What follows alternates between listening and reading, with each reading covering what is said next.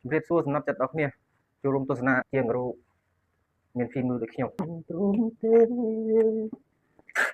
នៅលើបច្ចុប្បន្នបំពេញក្លីក៏ពិត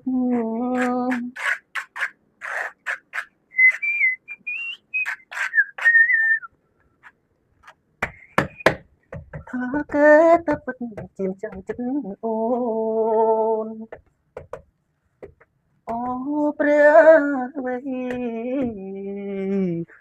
លោកទើបដឹងច្បាស់ថាខ្ញុំពិតចាំនឹងអូនបុផាតែព្រៀនអត់ខ្មឹងចុះកាលា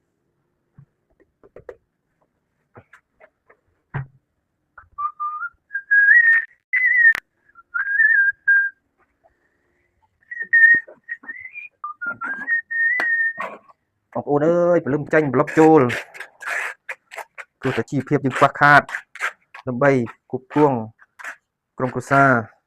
ឲ្យល្អប្រសើរអញ្ចឹងទុកចិត្តនឿយហត់ទោះលំបាកយ៉ាងណាក៏ស៊ូទ្រាំតស៊ូទៅបងប្អូនវាគង់តែមានថ្ងៃជោគជ័យទេបងប្អូនអើយ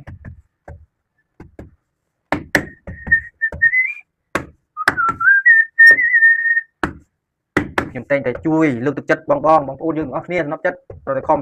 តស៊ូមិនថាការងារអ្វីមួយឲ្យតែយើងខំប្រឹងវាគង់មិនបានជោគជ័យទេបងប្អូនអើយបងប្អូនខំនឹមគ្នាទៅនេះហើយកុំស្ម័គ្រអ៊ីនធឺណិតសេវាអ៊ីនធឺណិតចូលបងប្អូនអើយស្ដាយលុយបងប្អូនយើងធ្វើវីដេអូបង្ហោះ Facebook TikTok YouTube ដល់បងប្អូនគង់តែមានថ្ងៃណាមួយយើងនឹងបានវាលុយពីក្រុមហ៊ុនគេបញ្ចាយទេបងប្អូនមិនយូរមិនឆាប់ឲ្យបានភ្លាមមិនងាយទេបងប្អូនវាដូចតែមុខរបរការរស់ស៊ីចាប់ផ្ដើមជំហានដំបូងធ្វើភ្លាមមិនមានបានភ្លាមទេបងប្អូនវាមិនខុសគ្នាទេដូចខ្ញុំនេះមុខរបរខ្ញុំរាល់ថ្ងៃធ្វើដំបូងក៏ខ្ញុំមិនចេះដែរបងប្អូនឯងទើបតែយើងរៀនមិនថាការងារអ្វីមួយយើងព្យាយាមតិចទៅវាគង់តែបានសម្រេចទេខ្ញុំឡើងតែចេញវីដេអូមកជំរុញឲ្យបងប្អូនទាំងអស់គ្នាខំធ្វើវាទៅបងប្អូនកុំរៀតថយគុំទឹកបាក់ទឹកចិត្ត